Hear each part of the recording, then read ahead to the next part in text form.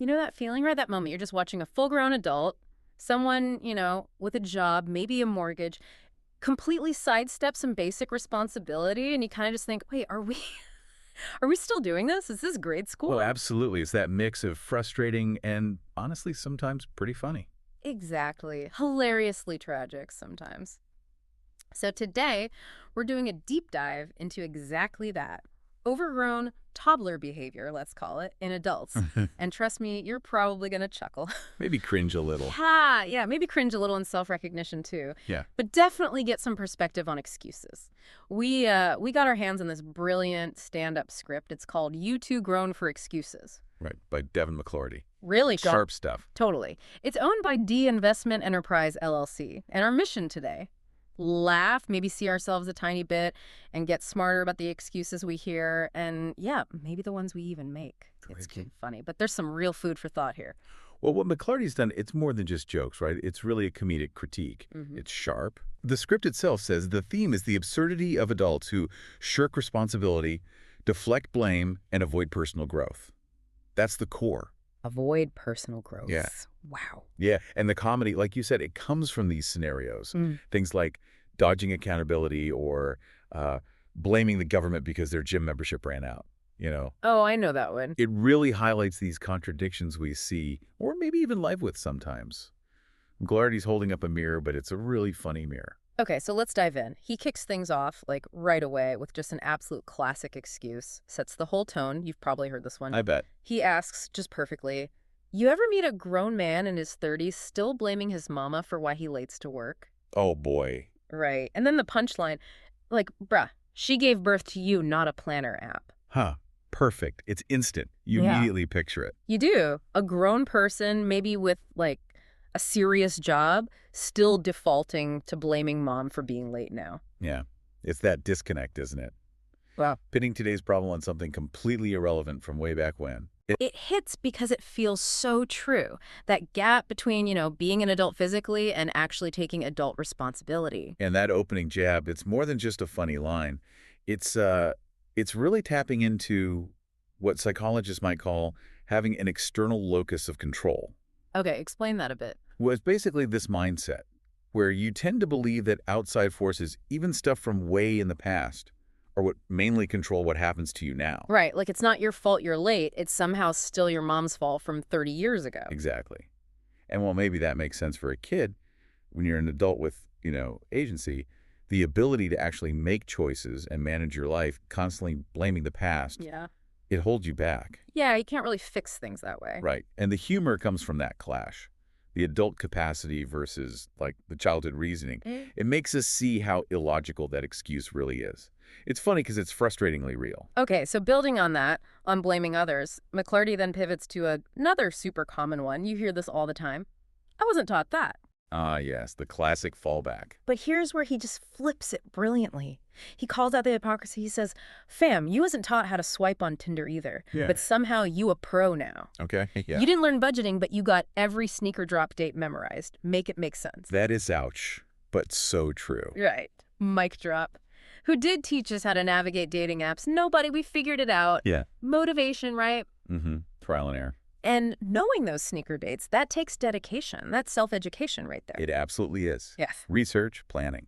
So it holds up this mirror showing how we choose what to learn. We become experts super fast in stuff we want, but for things like budgeting, suddenly it's, oh, nobody taught me. It really nails that idea of motivated reasoning, doesn't it?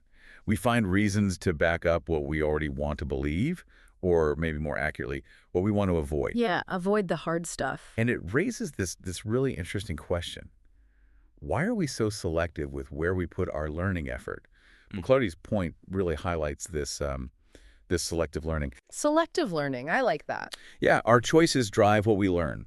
We pour energy into things with immediate payoff, things we're interested in, social trends. Like sneakers or Tinder. Exactly. But then we plead ignorance on life skills that maybe take more effort or don't give that instant buzz. Yeah. The joke cuts deep because not being taught is often just a cover for, I didn't prioritize this or I didn't want to learn it. It's a bias to avoid discomfort. Okay, so next, McLarty tackles one that's a bit more complex because, let's be real, it often has some truth to it. They set us up to fail argument. Yeah, that one resonates because systemic issues are real. It's tricky ground. Totally. And he acknowledges that. He starts off kind of conciliatory, like, okay, true. Right, validates the feeling. But then the comedic counterpunch, and it's a knockout. But they also set up a library, a YouTube, and a free Google. Ah, there it is. You logged into Netflix, but not your own potential. That's wild. Oof. That one lands hard. Laugh, then immediately rethink your streaming habits. Seriously. He gives a nod to the obstacles, but then immediately points to the resources that are literally, like, right there. Often free. Yeah. It's direct, almost kind of brutal, but hilariously spot on about how we spend our time versus, you know, maybe improving ourselves. Makes you think, okay, yeah, my Netflix queue is longer than my learn something new list. And what's fascinating there is that the script isn't denying the challenges exist. It's not saying those external hurdles aren't real. Right, it's not dismissive. No, but it pivots immediately back to personal responsibility and the resources that are available, even within those tricky systems. It suggests that, yeah, things might be tough, external factors play a role, but you still have choices. Choices about using the tools you do have. Precisely. It speaks to agency, Yeah. you know? Agency even when facing obstacles. It's a funny reminder that even if the road's bumpy, even if it feels like they are against you, there are still ways forward if you choose to look for them. Yeah, leverage what you've got instead of focusing only on what's missing. Okay, moving on. This next excuse. Oh, boy. A lot of parents might have maybe quietly used this one. Or not so quietly. I got kids. The ultimate responsibility shield for some. Right. Easy to blame the little ones for why we aren't getting things done. But McLarty just flips it, shines this bright, maybe slightly uncomfortable light on it. How does he do that? He goes, 8, but your kids got iPads and Jordans. They're 4 years old with more apps than Apple. Okay. Clearly the problem ain't them. It's what you do when they're napping. Ouch again. But yeah, that stings because it rings true, doesn't it? It really does. We hustle to make sure our kids have the latest tech, the best shoes, every advantage. We invest so much. Huge investment. So while we're doing that, sometimes our own goals, our own growth just kind of slides onto the back burner. Yeah. And we blame the kids for showering with stuff. It's the irony he's pointing out. Yeah. The genius is showing that the very things we give our kids, the entertainment, the gadgets, they actually create pockets of time for us if we looked. That nap time, that screen time. It could be growth time for the adults. It's a humorous jab at what some might call parental martyrdom, where the sacrifices, which are real, become a blanket excuse for not pursuing personal things. Right, like you can't possibly do anything for yourself because kids. And connecting that to the psychology. The joke isn't really about shaming parents. Raising kids is immense, obviously. Well, of course. But it highlights this cognitive dissonance sometimes. We invest massively in the kids' future, their entertainment, give them everything. Yet we might neglect our own growth and use parenting as the reason. The blanket excuse. Yeah. The humor exposes that disconnect.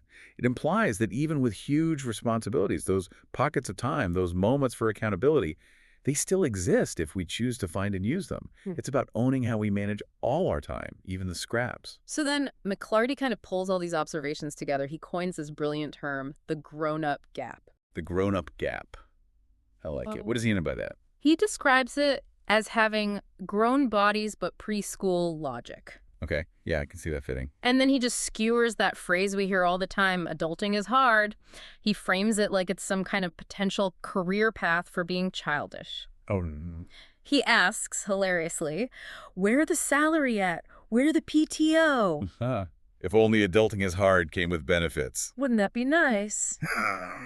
But he's hitting something so real. We've got adult bills, adult bodies, adult problems. But sometimes the operating system in our brain is still running on, like, 5-year-old avoid chores mode. Or teenager dodge accountability mode. Exactly. The absurdity of treating grown-up responsibilities like some optional unpaid internship is just perfect. And funny because we've all felt that way, haven't we? Like, ugh, do I have to? Absolutely. It makes you question what we actually expect of ourselves once we're, chronologically adults. And it's fascinating because he puts his finger right on that disconnect. Physical maturity versus mental or emotional development. That grown-up gap.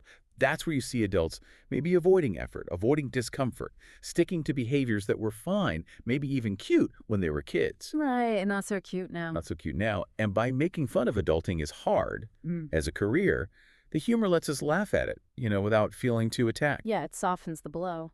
But it also pushes us to think, okay, do my actions actually match my age and my responsibilities? It's clever. It highlights that maturity isn't just birthdays, it's about how we actually handle life's challenges, bridging that gap. So after walking us through all these excuses with such, sharp humor, what's the takeaway? Hmm. McLarty doesn't just leave us laughing. He lands this really powerful closing hit. Okay, final word. Yeah, a super direct call for personal responsibility, for growth. Yeah. He just lays it out, plain and simple. You too grown to be ducking growth. No ambiguity there. None. He goes on. We not in middle school beef, we in IRS season. IRS season. The ultimate adult reality check. Isn't it, though? He finishes.